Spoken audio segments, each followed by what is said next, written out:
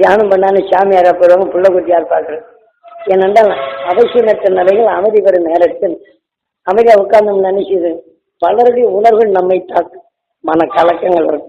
இதை அடக்கிறதுக்காக சரி கொஞ்சம் நேரம் அமைதிப்படுத்தி இதை கொஞ்சம் உள்ளுக்கு இந்த மனதை அமைதி இழந்த உணர்வை அமைதிப்படுத்தலாம்னு சொன்னா பாரு அது நீங்க என்ன மாதிரி செய்துட்டு அவர் விட்டாங்க இருக்க அப்படின்னு சொன்னா இப்படி இருந்த நிச்சயம் அவங்கள காப்பாற்றுறோம். இந்த உணர்வு பொறாமை ஆகவே இந்த உண்மையின் தன்மை அங்கே வெறுக்கும் தன்மை. ஏனென்றால் எதன் உணர்வின் தன்மை ஆனாலும் இந்த ஒரு மரம் ஒரு மனத்தின் தன்மை பெற்றால் இன்னொரு மனத்தின் தன்மை விடுவதில்லை. இந்த மனத்தின் உணர்ச்சி அதனுடைய ஊற்று. ஆகவே அவர்கள் எடுத்துக்கொண்ட உணர்வுகள் இதை கண்டப்பின் அவர்கள் எதிர்ப்பு. ஆக இந்த எதிர்ப்பு உணர்வு என்ன சொல்லாக வெளிப்படுறாங்க. அப்ப சொல்லாக நம்மளோட ஒத்து வாழும் மனைவியிடம் ஓடி விட்டுறாங்க. இந்த உணர்வின் தன்மை ஏற்றா வசிஷ்டர் இந்த உணர்வின் தன்மை என்ன செய்யும் அவங்க சொல்றதுதான் நாளைக்கு போச்சு நான் பிள்ளை விட்டா இருப்பாங்க அப்படின்னு நினைக்கிறேன். ஆக இதைத்தான் ஆலயங்களை அமைத்து நல்ல உணர்வை நீ கவர வேண்டும். வசிஷ்டர் கோயில்ல போனா நினைச்சுறாங்க இந்த தெய்வம் நல்லதை செய்யும் என்ற நிலைகள் நாம் என்ன செய்யணும். தீபார்த்தனை காட்டும் போது எல்லா பொருளும் தெரியும். அந்த தெரிந்து கொள்ளக்கூடிய அந்த சக்தி வர வேண்டும், கவர்தல் வேண்டும் கோயிலுக்கு வசிஷ்டர். ஆக தெரிந்து கொள்ள வேண்டும் என்ற உணர்வின் தன்மை வரப்படும் போது நாம் பொருள் அறியக்கூடிய சக்தி வரும். கண் இல்லாத போது இடங்கள் வரப்போம் போதுதான் இந்த உடலை காக்க அந்த உணர்வு பார்க்க வேண்டும் என்ற உணர்வு வரும். எந்த உணர்வின் தன்மை நுகர்ந்ததோ உயிர் அதை நுகர்ந்த பின் என்ன செய்யணும் பார்க்க வேண்டும் என்ற உணர்வின் தன்மை கவர்கின்றது. கவர்ந்த உணர்வுகளோ அந்த உடல்ல பழகுகின்றது. அப்ப அந்த உணர்வின் தன்மை பிரம்மமாகுது. அப்போ வாசுதேவன் சுவாசித்ததை உருவாக்கி விடுகிறான் உயிர். ஏனென்றால் நாம் எதையெல்லாம் ஏகின்றோமோ நுகர்ந்த உணர்வு எதை எதோ வாசுதேவன் சுவாசித்ததை உருவாக்குகிறேன்னு இப்படி தெளிவா காரணப்பேர் வைத்து நம்ம அறிந்து வாழ்க்கையில் எப்படி நடக்க வேண்டும் என்றது சந்தர்ப்பத்தக்க அவனுடைய இயக்கத்துக்கு ஒப்ப பேர் வைக்கிறான். அதை யாராவது நம்ம தெரிஞ்சுக்கணும். வாசுதேவனுக்கு தேவைக்கு பார்க்க வேண்டும் என்ற தேவையின் உணர்வு சுவாசித்த உணர்வு அதான் வாசுதேவன் சுவாசித்ததை உருவாக்கக்கூடியவன் ஆண்பான். தேவை என்ற இந்த சக்தி எதை பார்க்க வேண்டும் என்ற உணர்வு அந்த சக்தியின் தன்மை நுகர்ந்த பின் வாசுதேவனுக்கும் கைவைக்கும் சிறைச்சாலைக்கும் கண்ணன் திறந்தான். சொல்றது உங்களுக்கு இப்படி கண்கள் வருது. இதே போலதான் தீமை என்ற நிலைகள் அறிய வேண்டும் என்ற உணர்வு வந்தால் அதை இருளை நீக்க வேண்டும் அந்த அருளை பெற வேண்டும் என்ற உணர்வை இயங்கினால் இது வசிஷ்டர். அந்த வசிஷ்டர் என்ற நிலையில் நம்ம ரொம்ப பிரம்மகுருவாகினார். அப்ப எதன் உணர்வின் தன்மை அணுவாகின்றதோ அருந்ததி அதையே கவர்ந்து அதன் வழியிலே வழி நடக்கும். ஆக நம் உடல்ல எந்த அணுக்களின் அதிகமாக சேர்க்கணுமோ அதை அடர்த்தியாகி அதன் வலு கொண்டு அந்த வலுவை அதை வளர்க்கும். வேதனை என்ற உணர்வு வலுவானால் அதன் உணர்வின் தன்மை வசிஷ்டர். ஏன்னா இப்படி பேசுறானே என்று வசிஷ்டர். அந்த பேசிய உணர்வு எனக்குள் ஆனால் அணுவாயிடும். அப்ப அந்த பேசிய உணர்வும் போது அவன் எண்ணும் போலாம் எது. ஆக அவன் உணர்வின் தன்மை சக்தியா இருக்கப்படும். அவன் எப்படி நம்ம கெட்டு போகணும்னு நினைச்சானோ அந்த உணர்வெல்லாம் அந்த அருந்ததி இணைந்து நம்மளுக்கு கிடைச்சி ஒருவன் செய்யும் பொறாமைகளையோ இளைஞர் செய்யும் உணர்வுகளையோ நாம் நுகர்ந்தான் அவன் வழிக்கு நம்ம உடலை வளர்த்து நாம் கெட்டு போறோம். நல்ல யோசனை பண்ணி பாருங்க. கெட்டு போறதுனால இப்படி சொல்றான் பாரு அப்படின்னு சொல்லி அறவங்கிட்ட நான் சும்மா இருக்கேன் இந்த மாதிரிலாம் சொல்லிட்டே இருக்கலாம் அப்படின்னு உணர்வின் தன்மை வித்தானது உணர்வின் தன்மை நமக்கு வளர்த்து அவன் சொன்ன முறைப்படியே நம்ம உடல்ல விளைய ஆரம்பிச்சு அவன் உணவை நமக்குள் விட்டு அவன் வழியே நாம் செல்ல ஆரம்பிச்சோம். அப்ப அவன் வழி செல்லாது நம்ம வழி என்ன செய்யணும்? இதை நீச்சு உணர்வின் தன்மை கவர வேண்டும் என்று அந்த உணர்ச்சியை நாம் நடந்தோம். அதை வாங்கி உணர்வின் தன்மை வலுவாக போகும்போது இவன் உணர்வு நமக்கு செயல்படாம போகும். அதனால்தான் நாம் என்ன செய்யணும்? உணர்வின் தன்மை தீமை என்றால் அதை அதாவது அதனுடைய மாற்றி அமைக்கும் சக்தி பெற்றது இந்த 6வது அடி முருகு மாற்றி அமைக்கும். ஆகவே மயில் என்ன செய்து நஞ்சை உணவாக சாப்பிடும் தோகை விரித்து மகிழ்ச்சி ஆகாது.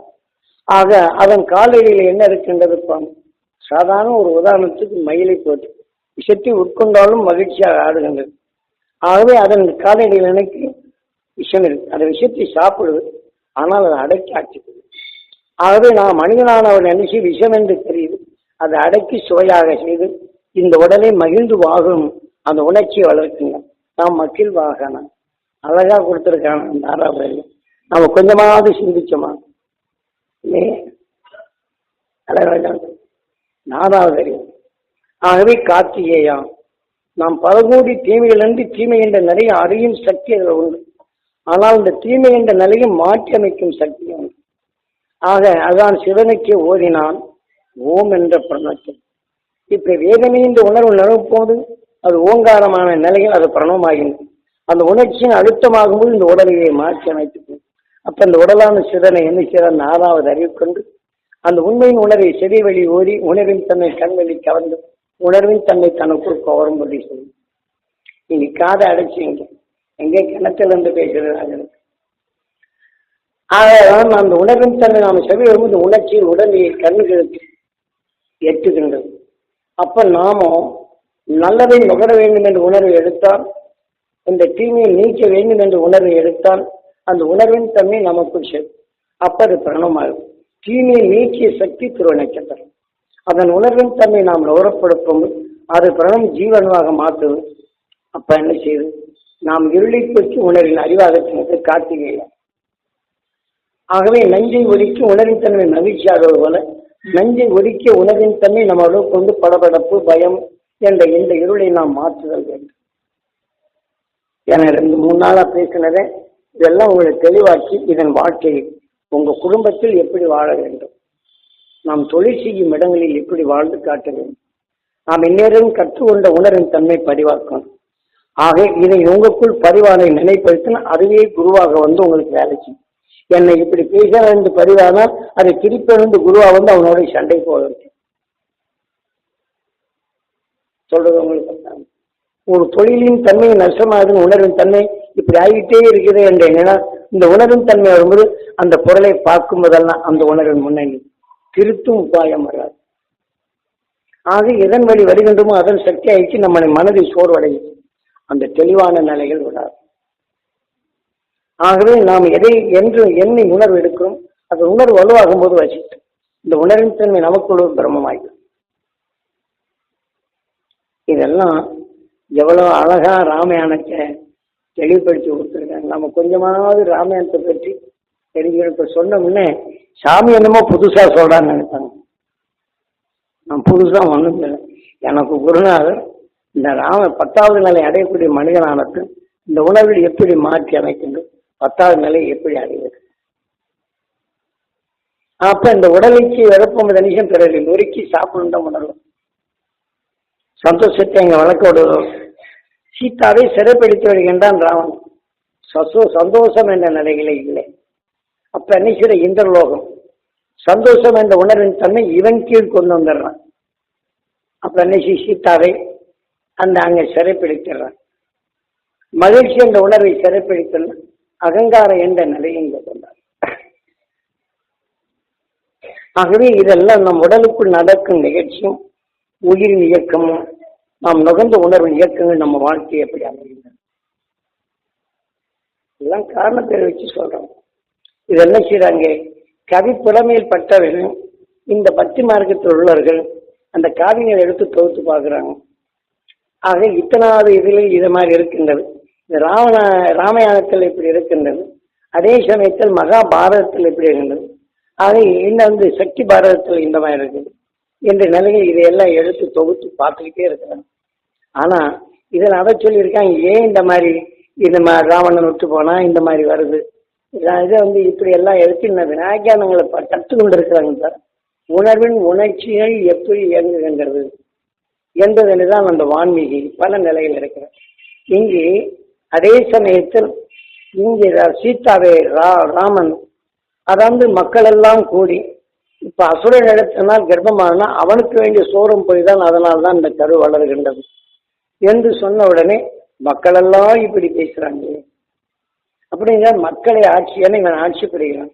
ராமன் சுவையென்ற உணர்வுகள் ஆட்சி புரிந்தாலும் அதே சமயத்தில் மக்களின் வலுவரப்படும் போது ஆக உண்மையை அறிய முடியாதபடி சீதாவை காட்டுக்கு அனுப்புறான். கர்ப்பமா இருக்கக்கூடிய நிலையில காட்டுல கொண்டு அனாதையா வர்றான். ஆக ஒரு பெண் அதை கர்ப்பமா இருக்குது தவிக்கின்றாலே என்று இறக்கமற்ற அந்த உணர்வுகள் அந்த அருகில் இருக்கக்கூடிய வான்மீகிக்கு கொண்டு இருக்கிறார். இந்த வான்மீகி தான் இந்த காரியத்தை படைத்தவர்.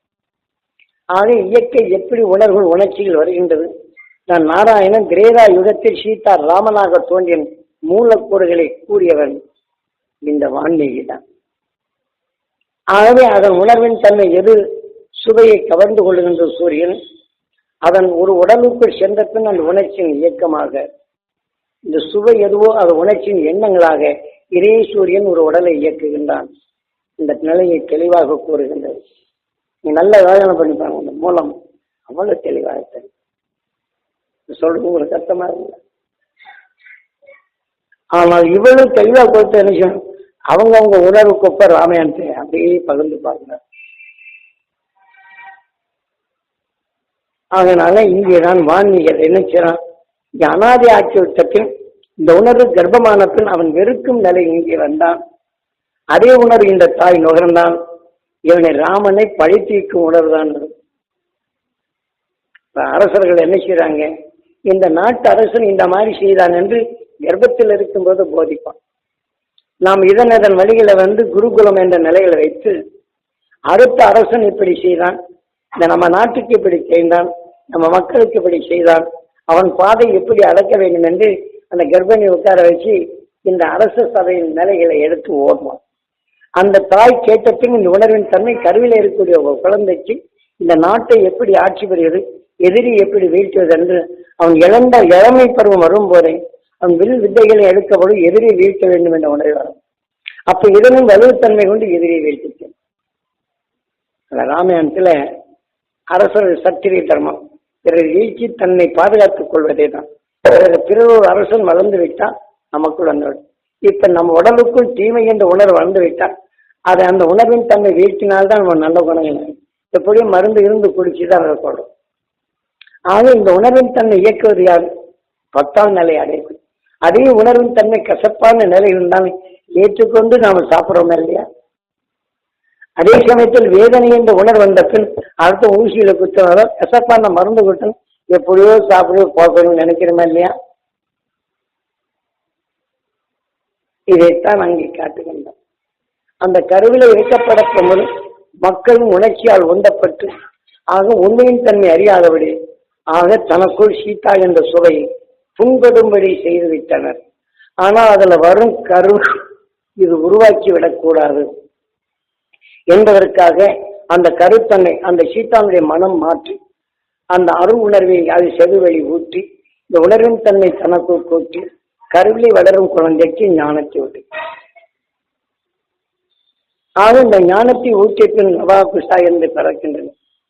அப்ப ராமனின் செயலும் சீதாவின் செயலும் இயற்கையின் செயலை பற்றி இந்த பாடல்களை பார்க்கணும். ராமன் செவி கொண்டு கேட்கின்றான். மக்களின் உணர்ச்சி வசப்பட்டு இதை செய்தன இதுல ஒரு தப்பு, அதாவது இப்படி மொழி விடுவாங்க. அதனால இதெல்லாம் மக்களுக்கு தெரியட்டும்ங்கிறதுக்காக வேண்டி ராமன் இப்படி எல்லாத்தையும் நடக்கின்றதுங்கிறதுக்காண்டி மக்களுக்கு தெரியறதுக்காண்டி சில பேர் தப்பு பண்ணிவிடும், உங்களுக்கு தெரியட்டும் தான் நான் சொன்னேன்னு சொல்லுவாங்க. இப்ப இந்த மாதிரி ராமாயணத்தை படிச்சுக்கிட்டாங்க, உங்களுக்கு தெரியட்டுங்கிறது தான் நான் செய்வேன். அதனால எல்லாருமே இப்படி தப்பு பண்ணுவான். தெரிஞ்சுக்கிட்டானே இந்த மாதிரி இந்த ராமாயணத்தை எப்படி படிச்சுக்கிட்டானோ இதே மாதிரி மக்களை ஏமாற்றதான் இது பயன்படுறதை தவிர அவன் தெளிவாக்கும் நிலை இல்லை. ஏன்னா இந்த ராமாயணத்தில் அதிகமா படிச்சிருக்க ராமன் நல்லவன் என்று சொன்ன பின் அவன் தப்ப மறைக்கிறதுக்காக வேண்டி இது மக்களுக்கு தெரிவித்த நான் சாம்ராஜ்யத்தை ஆள்றேன், ஆனால் மக்களுக்கெல்லாம் தெரிவித்த சீதாவை கஷ்டப்பட்டு விட்டான். எது ஒரு கர்ப்பிணி கேட்கிறான்னு அவன் அரசன் எப்படி ஆக முடியும்? அந்த உண்மையின் உணர்வின் தன்மை அழித்து பாதுகாக்கும் தன்மை எல்லாம் வேண்டும். ஆக இதை என்ன செய்தான், இந்த உணர்வு இயக்கங்கள் எப்படி இந்த நிலையில் நானே இவன் மொழிகி பேசிய உணர்வுகள் நான் தப்பு செய்யணும் இல்லைங்க, நான் தலைவர் நான் இதுக்கெல்லாம் இங்க எப்படி இருக்கிறேங்க, அவன் எப்படி ஏமாத்தி இருக்காரு, அதுக்காக வேண்டி பரிசு பண்ணி சொன்ன நம்ம வாழ்க்கையில் நினைச்சோம் ஏமாற்றுவதே தான் நமக்கு கொடுக்கும். எந்த காரியத்தின் தொகுப்பு உண்மையோ அதன் உணர்வின் தன்மை அறியவில்லை என்றால் நம்முடைய செயல்கள் இப்படித்தான். அதான் சீதா ராமா எதன் உணர்ச்சியின் தன்னை எடுக்கின்றோமோ நம் வாயிலிருந்து வெளிவந்தாலும் சூரியன் கலந்து வரும். அதே உணர்வின் நிலை உணர்வின் தன்மை அதே உயிர்கள் உணர்ச்சி பற்றி அது செயல்கள் படுகின்றது.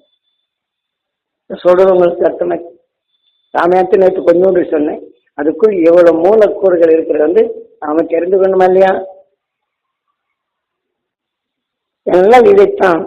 அப்ப அந்த கர்ப்பிணியா இருக்கும்போது வால்மீகி என்ன செய்யறான், அங்கே சீதாவுக்கு அவர் சொல்வது போல செவிகள் சொல்லி அந்த உணர்வின் தன்னை கருவில் இருக்கக்கூடிய குழந்தைக்கு உபதேசித்தார். அப்ப இவன் பிறந்த பின் இயற்கையின் உண்மையின் நிலைகளை பாடுகின்றான். ராமன் நினைக்கின்றான், ஆக வந்து என் மனைவி சோரம் இல்லை என்ற நிலை உணர்ந்தது. அப்ப சீதாவை நாம இனி சேர்த்து வாழலாம் முதல்ல அக்னி குண்டத்துல இறங்கணும்னு சொன்னா எல்லாரும் கேட்டு, ஆகவே அந்த தீயை பற்றி என்னவில்லை. ஆக அந்த தீயை உயிர், அந்த உணர்வின் தன்மை விஷ்ணுவின் மனைவிதான். யாரு? மகாலட்சுமி. இந்த மனிதனாக போகும்போது சர்வத்தையும் வளர்த்து கொண்டது. ஆக எண்ணத்தை பரிசோதித்த உணர்வின் தன்மை இங்கே பூலோகத்தில் இங்கே பிறந்தான். என்னால இப்படி கொண்டது. ஒரு உணர்வின் தன்மை தான் எண்ணும் போகும்போது எதன் உணவை கவர்ந்தமோ அது கவர்ந்து கொண்ட பின் அந்த லட்சுமி அதை மீண்டும் கவரப்போகும்போது அதன் இனத்தை வளரும். அந்த உயிரிழந்த நிலைகள் துடிப்பாகும்போது ஈர்க்கும் காந்தம், அந்த காந்தத்தின் தன்னை கவரப்படும் இதன் உணர்வின் தன்மை இந்த உலகில் பலர்கின்றது. எப்படிங்கிற தத்துவத்தை தான் தெளிவாக கொடுக்கின்றது. என்னென்ன நல்ல சிந்திப்பார் மகான்கள் மனிதனை மாற்ற உணர்வுகள் எப்படி இயக்குகின்றது, அந்த உணர்ச்சிகளால் நாம் எப்படி செயல்படுறோம், உணர்ச்சிக்கொப்ப உலகம் மாற்றுகின்றது, தவறு செய்வனாக மாற்றுகின்றது, நல்லவனாக மாற்றுகின்றது. அதே சமயத்தில் ராமாயணத்தில் என்னன்னா சீதாவை ஒழுகும் போது சீதாவை எடுத்தன்னு சொல்றான். நாம் மனிதனானதன் பண்படுத்தி நிலத்தை அதன் சுமைக்கு உணர்வை தாவர இனத்தை உருவாக்கி அந்த உணர்வின் தன்மை நாம் உணவாகும் என்பது மகிழ்ச்சி. அந்த சுவை சீதா. அந்த சீதாவை தான் எடுத்து தத்துக்கு எடுத்து வளர்க்கிறான் என்று சொன்ன. அப்ப அந்த ஜனக சக்கரவர்த்தி யாரு? சூரியன். அதை எடுத்துக்கொண்டு என்னைக்கு நாம் மனிதனானத்தின் உருவாக்கி உணர்வு அந்த சத்தை எடுத்துக்கொள்கின்றது. அதன் உணர்வின் தன்மை வரும்போது மகிழ்ச்சி என்று உணர்வை மீண்டும் ஊட்டுகின்றது. ஆக 10வது நிலை அடைக்கூடிய தசரத சக்கரவர்த்தி இந்த உணர்வின் தன்மை சுவையை வளர்க்கும் தன்மை பெற்றது. ஆக இதன் உணர்வின் தன்மை உணர்ச்சியை வளர்த்து கொண்ட அந்த நிலைத்தான் இந்த சீதா லட்சுமி. எதன் சுவை இந்த காந்தம் கவர்கின்றதோ அதை வளர்க்கும் தன்மை வருகின்றது. ஆக எதன் உணர்வை கலக்கின்றதோ சர்வம் சேர்த்து ஒன்றாக்கி உணர்வின் தன்மை மகாலட்சுமி. அந்த மகாலட்சுமி யாரு? இந்த உயிருடன் ஒன்றி உணர்வின் தன்மை ஒளியின் அறிவாகி அந்த துருவ நட்சத்திரம் ஆகப்படுத்தும்போது சர்வத்தையும் மகாலட்சுமி ஒளியின் தன்மை அறிவின் உடைக்கு ஒளியாக மாற்றும் தன்மை. நல்ல யோசனை பண்ணி பாருங்க. நமது காவியங்களில் எவ்வளவு பெரிய உண்மைகள் இருக்கிறது.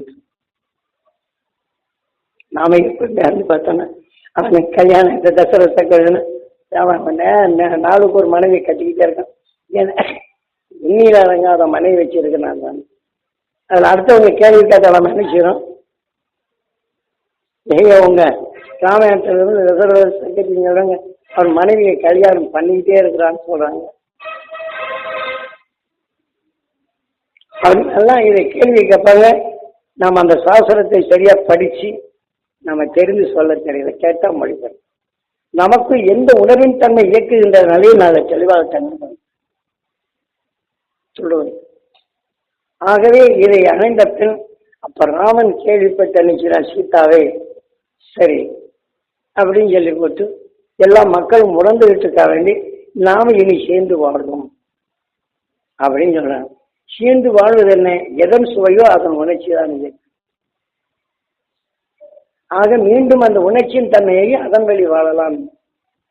ஆகவே பலவிதமான உணர்வு அது இந்த வாழ்க்கையில் பட்டது போதும்.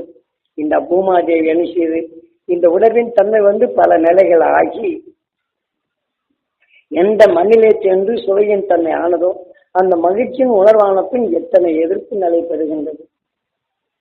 அந்த நெருப்பு நிலை பிறந்த பூமாதேவி அனுஷி நீ பட்ட அவசியம் போதும் என்னிடமே ஐக்கியமாகிறது அப்படின்னு கதையெல்லாம்.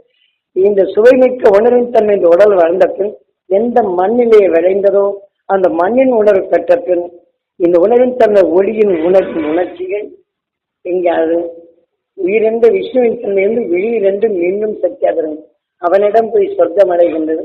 இந்த உடலின் அமைப்பு கொண்டு தெரிந்து கொண்ட நிலை பூமாதாரியை சீதாப்படுற அவசியம் பார்த்துட்டு நீ என்னோட ஐயம் பூமியை பண்ணி வா என்னன்னு எடுத்துட்டு போயிடான்னு நல்ல யோஜனை பண்ணிடுவாங்க. எவ்வளவு தெளிவாக கொடுத்திருக்கிறோம். இதை எத்தனையோ கோடி செடிகளிலிருந்து கீழங்களை நீக்கிற உணர்வின் தன்மை இருளின் நீக்கி ஒளியின் தன்மை பெற்றது உயிர் விஷ்ணு. அந்த உணர்வின் தன்மை வரப்போகும்போதுதான் இந்த உணர்வு தீமையை நீக்கும் அந்த அருளை பெறவன் சூழ்நிலை நட்சத்திரம் விஷ்ணு தனுஷ். இப்போ உடல்ல நோயின் தன்மை பார்த்தா அந்த பாவமே எந்த அதனுடைய வலிமை பெறும்போது சிவதனுஷ். நாம் அவனை காக்க எண்ணுகின்றோம், மீண்டும் உடலின் இச்சைக்கே செல்கின்றோம். எல்லாம் மக்களுக்கு ராமாயணத்தை பற்றி தியான வழி அன்பர்கள் தெளிவாக்கி சொல்லணும். ஏன்னா இப்ப என்ன செய்யுது, நான் இதெல்லாம் எழுதி மக்களுக்கு கொடுக்கலான்னு எங்க வர்றாங்க, அங்கிருந்து போய் சாமி கிட்ட போங்க, எல்லாம் கஷ்டத்தையும் உங்க கஷ்டத்தெல்லாம் சொல்லுங்க. கோயில சொல்ற மாதிரி போறவங்க எல்லாம் நிறுத்தாம அவருக்கே தெரியுங்க. இப்ப அவரை நான் தெரிஞ்சுக்கிட்டு கேட்டு இருந்தேன், என்ன எத்தனை பேர் ஒன்று நான் தெரிஞ்சுக்கணும். அதனால நீங்க சொல்லக்கூடியவங்க அங்கேயே வடிக்க தவிர நீங்களே இது உணர்வு ஊற்றி இந்த நிலையை செய்தா இப்படி இருக்கணும். இது உங்களுக்கு நான் தெளிவுபடுத்துறது. நாம் இந்த ஞானத்தை உங்களுக்குள் மேலும் வளர்த்து உங்களுக்கு சக்தி கொடுக்க வேண்டும். ஆக அவருக்கு வரக்கூடிய உணர்வு அவருக்கே நான் எழுத்தனால் உங்களுக்கு எப்ப நான் ஞானத்தை கொடுப்பது? நம்முடைய வளர்ச்சியின் தன்மை கிடையாது. அதனால நீங்க ஒவ்வொருத்தரும் நமது குரு கொடுத்த உணர்வை எவ்வளவு சிரமப்பட்டு நான் தெரிந்து வந்தேன். அவருக்கு இருந்து அறிய முடியாது, கஷ்டத்தை கொடுப்பார், அதுக்கப்புறம் தான் என்னன்னு சொல்லுவார். ஒவ்வொரு நிலைகளையும் கஷ்டத்தை கொடுத்தா என்ன ஏதுங்கிறவைகளை உணர்ந்து அது எப்படி இயக்கிறது, என் உடலுக்குள்ளுக்கு இந்த உணர்ச்சியின் தன்மை அறியும்படிச்சேன். அப்ப நான் எத்தனை இம்சப்பட்டிருப்பேன். ஆக நான் என் குடும்பத்தை கவனிக்கலைன்னு வீட்டுல குழந்தை குட்டி எல்லாம் எத்தனை அவசரப்பட்டிருப்பேன். அவங்க அவசரப்படும் போது அவங்களை காக்கணும் எண்ணினால் இதை நான் எடுக்க முடியுமா? அப்ப என் குடும்பமே எந்த அளவில் அது சிரமப்பட்டிருக்கு. சாப்பாடு என்னை நம்பிதான் செய்யணும். அதுல மூத்த மகனை என்ன செய்யிட்டு அவன் சம்பாதிச்சு என் பிள்ளைய காக்குறேன்னு சொன்னா இருக்கிற சொத்தை போய் நான் வீட்டேன். சோத்துக்கு இல்லை, அனாதையா இருக்கு. இது அனாதை ஆக்குறாரு. இந்த நிலை வரும்போது இவனுக்கு இந்த 10 வருதா இல்லையா என்று நாசி வரப்போகும்போது சோத்துக்கு இல்லாம ஒரு நாள் நான் இருந்து மங்களூர் இருந்து வர்றேன். என்ன செய்யறேன்னா வயசுக்கு வந்த பிள்ளைங்க 2 பேருமே சோறு இல்லை. 4-5 நாள் ஆச்சு. தண்டபாணியில் இருக்கிறான், சோறு இல்லை.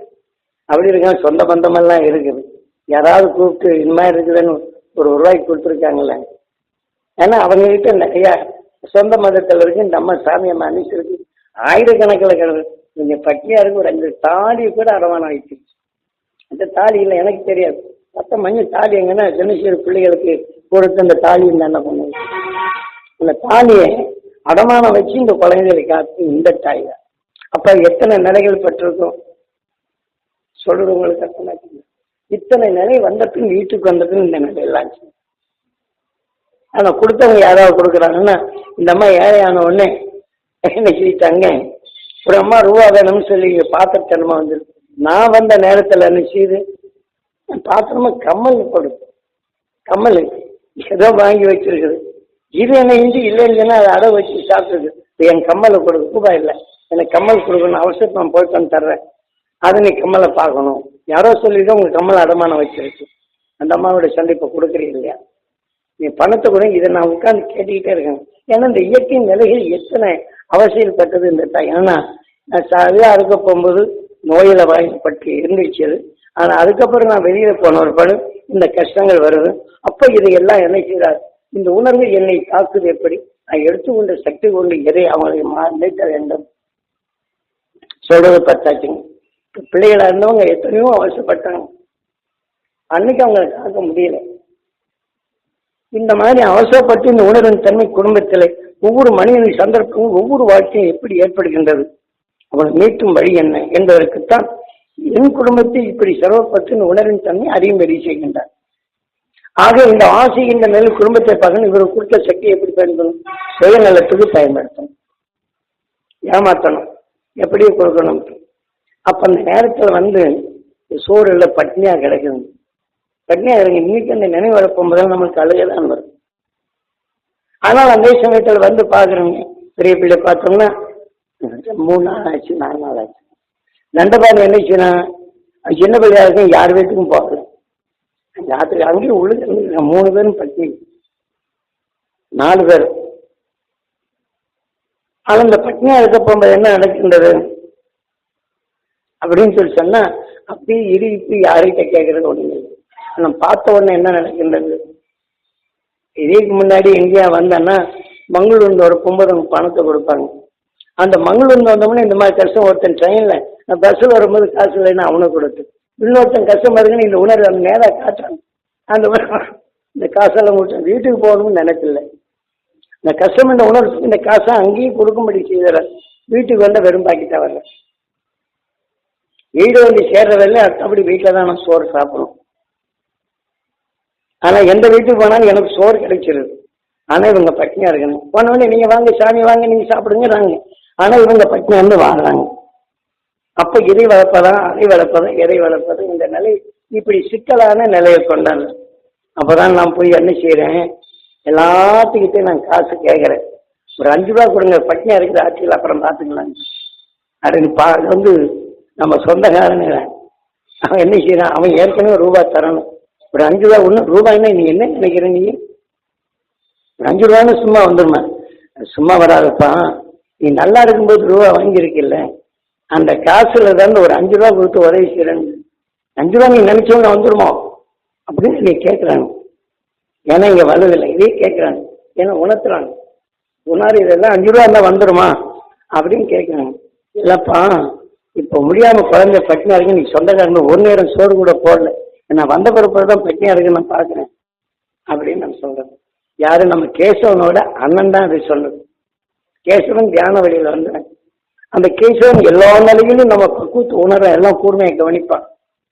அது வளர்ந்த பின் கேசவன் சம்சாரமும் இவங்க 2 பேரும் தான் போடுற அளவுக்கு அது கவனிப்பான். இந்தம்மா வேலைக்கு போய் இந்தம்மா இவன் வந்து கேசவன் வந்து வெளியில போயிருப்பாங்க. கேட்கறது உதவி செய்யறது கூட ஆள் இல்லை சொல்றதுப்பா. இந்த நிலையில இருக்கும்போது கேட்டவன் நான் இப்படி வினாக்கள் கேட்பேன். அப்ப நாம தெரிஞ்ச இடங்களுக்கெல்லாம் போய் கேட்பாரு. இப்ப இல்லையே கொடுக்கலான்னு இருக்கேன், என்கிட்ட நீங்க கேட்க நேரம் இல்லையே அப்படின்னாங்க. இதே மாதிரி இவங்க கொடுக்குறவங்க கிட்ட எல்லாம் போய் பாக்குறேன். இதே சமயத்துல இந்த அம்மா அரிசி விட்ட வியாபாரத்துல இந்த ஊரு கூட்டுறாங்கல்ல, அவங்களுக்கு இங்க வந்து அரிசி போட்டு வாங்கிருக்கேன். நிறைய பணம் அவங்களுக்கு போயிடுச்சப்பா. அந்த மாதிரி அரிசி வாங்கிட்டு வந்து இங்க பணம் இருக்குது, சாமி அம்மாவுக்கு தெரிய போன நீங்க என்னங்க அந்த அரிசி போட்ட நீ கேட்டாலும் ரூபா வந்துடணும். ஏன்ப்பா இவ்வளவு ரூபா கூட்டி நீ சமைச்சு நிறைய சொல்லும், உன்னாலும் முடிஞ்ச ஒரு அளவு சொல்லக்கூடாது அப்படின்னு கேட்குறேன். இதெல்லாம் நீங்க நம்மகிட்ட பேசக்கூடாது. நான் கொடுக்குறேன்னு தான் சொல்றேன்ல, இப்ப என்கிட்ட இல்லைன்னு சொல்லல, நீங்க சும்மா கேட்குறீங்க அப்படின்னு சொல்றாங்க. அவங்கள நாட்டாம இருக்கிறாங்க. அவங்களுக்கு போய் இந்த மாதிரி சொல்றாங்க. அந்த ஆள் என்ன சொல்றாரு, நான் நாயினா தான் சொல்றாரு இல்லை, உனக்கு அந்த நேரத்தை கூட கொடுக்கணும் தானே, நீங்க என்ன சிபாரிசு பண்றது அப்படின்னு அவங்களோட சண்டைப்பாரு. இதெல்லாம் அனுபவத்துல குருநாதர். ஒரு மனிதன் இயற்கை வாழ்க்கையில் வலுவரும் போது எப்படி வாழுகின்றனர், தாழ்ந்த பின் அந்த நிலைகள் என்ன நடக்கின்றது. ஒரு மனிதன் வாழ்க்கை உண்மையை உணர வேண்டும், உணரும் தன்னை தெளிவாக வேண்டும் என்றால் இது எப்படி இருக்கின்றது, இதெல்லாம் அதிகம் பயிற்சி.